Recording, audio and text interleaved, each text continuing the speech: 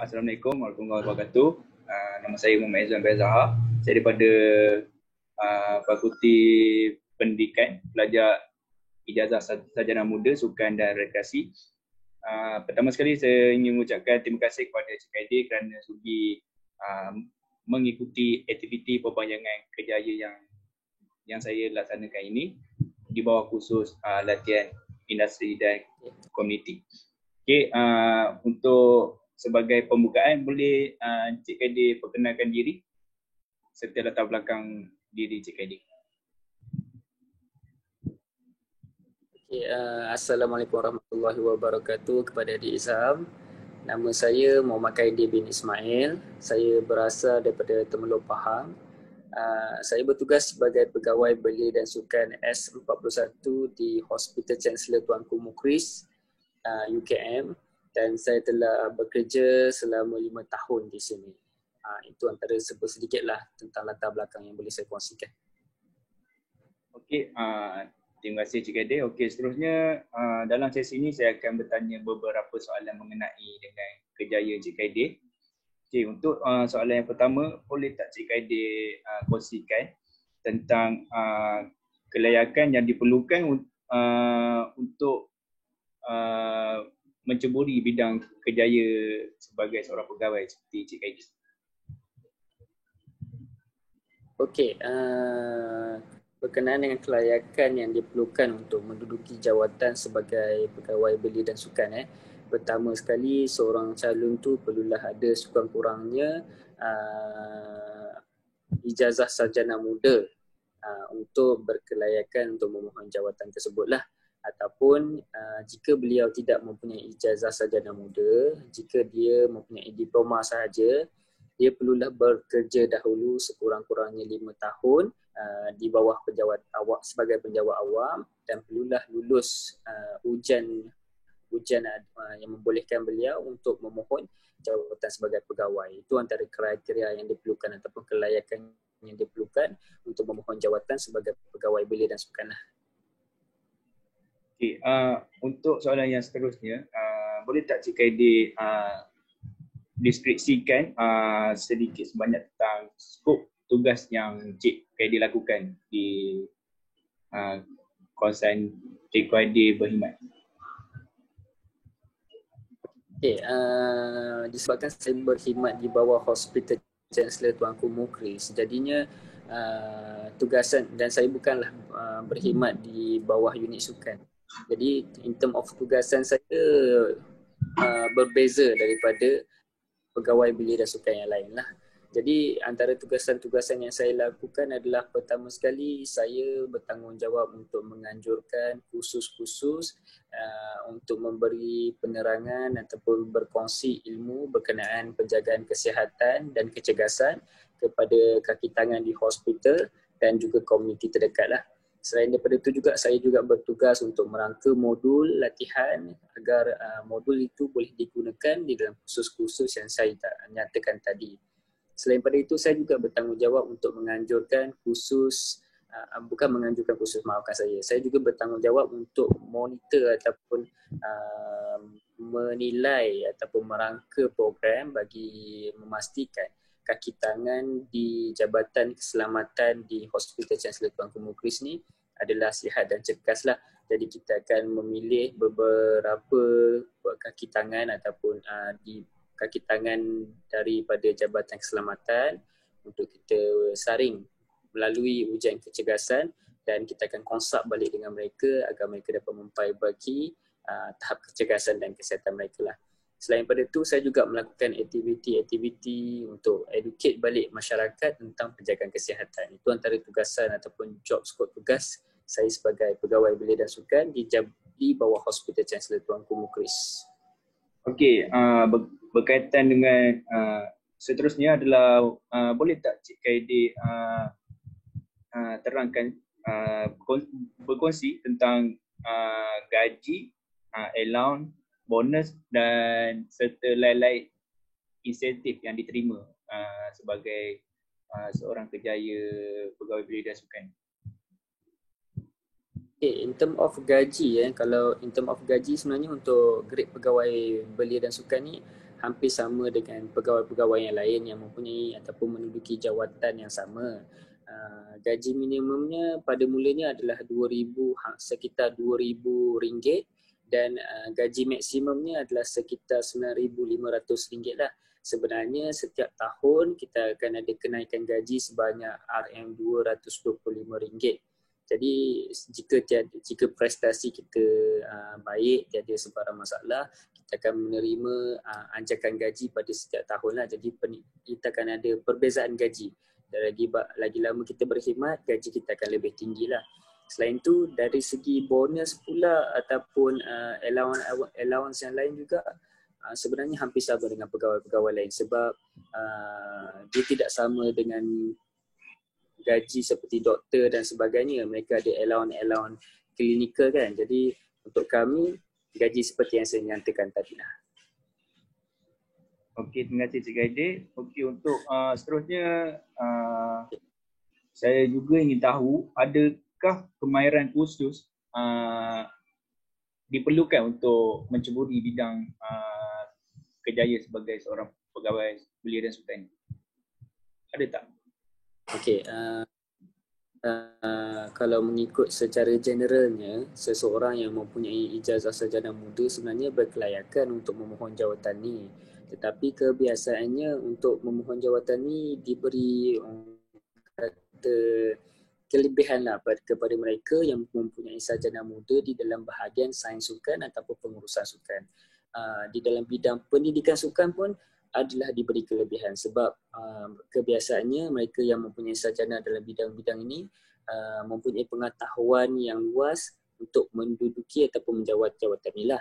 Okey, itu secara generalnya, tetapi secara lebih spesifiknya sebenarnya apabila kita menduduki jawatan sebagai pegawai belia dan sukan, kita perlu untuk selalu update ilmu kita berkenaan dengan perkembangan teknologi sukan daripada masa ke semasa. Jadi kita boleh juga mengikuti kursus-kursus yang ditawarkan antaranya di Institut Sukan Negara. Mereka ada menawarkan kursus sains sukan tahap 1, 2 dan 3. Jadi daripada situ kita dapat update lagi knowledge kita dan kita juga akan diberi sijil dan sijil itu kita boleh gunakan sewaktu kita menghadiri interview nanti. Itu antara ilmu yang add-on value yang kita boleh terima. Okey, seterusnya boleh tak Cik Gaidir berkongsi sedikit sebanyak pengalaman sepanjang bekerja di bawah sebagai seorang pegawai belia dan sukan? Okey, berkenaan dengan pengalaman, saya rasa pengalaman sebagai pegawai belia dan sukan di Hospital Chancellor Tuanku Mukhlis ni mungkin berbeza dengan tempat lain, dengan pegawai sukan di tempat lain. Tapi antara pengalaman yang saya boleh kongsikan adalah antara perkara yang banyak mengajar saya adalah saya perlu merangka satu modul program di mana proses merangka modul tu agak spesifik. Kita perlu melalui fasa-fasa kelulusan daripada atasan, pihak-pihak yang terlibat dalam hasilan modul tersebut. Selepas modul tersebut terhasilkan dan antara kejayaan yang paling tinggi lah yang pernah saya capai adalah di mana modul ni telah digunakan pakai di Institut Tadbiran Awam Negara. Institut Tadbiran Awam Negara ni adalah satu institut latihan yang di mana ianya spesifik untuk memberi latihan kepada penjawat awam di seluruh Malaysia. Jadi modul saya yang telah dihasilkan oleh saya dan kumpulan saya telah diguna pakai di tempat tersebut. Itu antara pengalaman kerja yang boleh saya kongsikan. Okey, untuk soalan yang seterusnya, boleh tak Cik Gaidir berkongsi tentang peluang untuk kenaikan pangkat dalam sebuah industri kerjaya ni?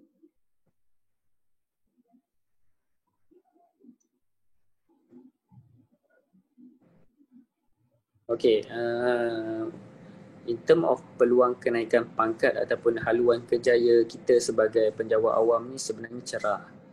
Khususnya pada mereka yang menduduki jawatan sebagai pegawai belia dan sukan lah, di mana setelah sah tempoh perkhidmatan sebagai pegawai belia dan sukan grade S41, setelah berkhidmat selama 5 tahun akan mendapat ataupun menerima kenaikan pangkat yang seterusnya lah. Mereka layak untuk menaiki pangkat ke S44 pula.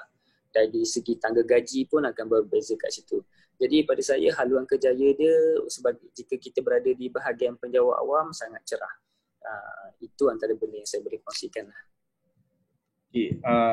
Okey, seterusnya sepanjang tempoh Encik Khairi sebagai pegawai belia dan sukan ni, boleh tak Encik Khairi kongsikan ada tak terdapat halangan ataupun cabaran sepanjang tempoh Encik Khairi berkhidmat?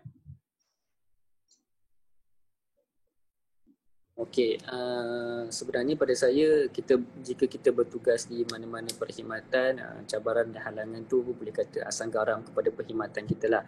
Tapi jika adik Izwan minta saya kongsikan tentang cabaran yang boleh saya kongsikan adalah antaranya adalah saya bertugas sebagai pegawai belia dan sukan di Hospital Chancellor Tuanku Mukhris ni sebenarnya satu-satunya pegawai belia dan sukan yang ada di HCTM ni. Jadi in term of tugasan tu, bila kita nak buat satu-satu tugasan tu sebenarnya agak terbatas jika kita tiada kumpulan ataupun tim lah. Jadi itu antara halangan yang saya tempuhi lah. Tapi setelah berbincang dengan pihak atasan, pegawai atasan saya, kita telah merancang untuk overcome balik masalah tu dengan membuat hubungan kerjasama dengan universiti-universiti awam dekat luar, di mana kita telah mengambil pelajar latihan industri untuk melakukan latihan industri di jabatan kami. Jadi dengan itu dalam masa yang sama kami dapat mengajar pelajar latihan industri, mereka dapat membantu kami untuk merangka program dan mencapai KPI yang telah ditetapkan. Itu antara cabaran dan solusi yang telah kami lakukan. Okey, terima kasih Cik Khairi. Untuk pengaturan Cik Khairi bagi sesi soal jawab ni dah tamat. So ada tak apa-apa perkongsian ataupun nasihat yang Cik Khairi nak sampaikan kepada pelajar seperti saya ataupun kepada orang lain? Okey. Sebenarnya saya suka untuk ambil kesempatan ni untuk memberi kata-kata semangat ataupun kata perkongsian kepada adik Izwan dan juga mungkin rakan-rakan seperjuangan yang mungkin akan lihat video ni lah. Okey, pada pendapat saya ataupun pandangan saya, suka untuk saya ingatkan kepada semua untuk cuba berusaha sebaik mungkin untuk mengambil peluang yang ada dalam kerjaya kita.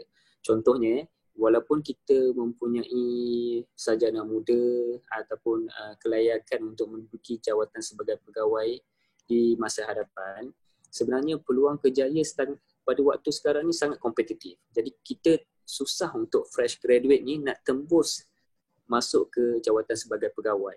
Jadi jika adik-adik semua berpeluang untuk menduduki jawatan sebagai penolong pegawai ataupun pembantu belia dan sukan, ambil peluang tersebut untuk timba ilmu dan pengalaman, dan sampai masa nanti bila ada peluang untuk menduduki jawatan sebagai pegawai, apply, dan sudah pasti waktu tu adik sudah ada kelayakan dan adik sudah ada pengalaman, peluang untuk dapat jawatan tersebut akan lebih cerah waktu itu. Itu antara pesanan yang suka untuk saya kongsikan. Kita perlu rendahkan kita punya rendahkan kita perlu rasa rendah diri dan teruskan mencari ilmu. Itu yang perlu saya kongsikan lah. Boleh saya kongsikan kepada semua. Okey, daripada saya itu saja dan saya ingin mengucapkan terima kasih sebagai tanda penghargaan kepada Cik Khairi kerana sudi meluangkan masa dalam melibatkan diri dengan aktiviti pembayangan kerjaya ni. Semoga berjumpa lagi di luar sana. Terima kasih. Assalamualaikum. Waalaikumsalam.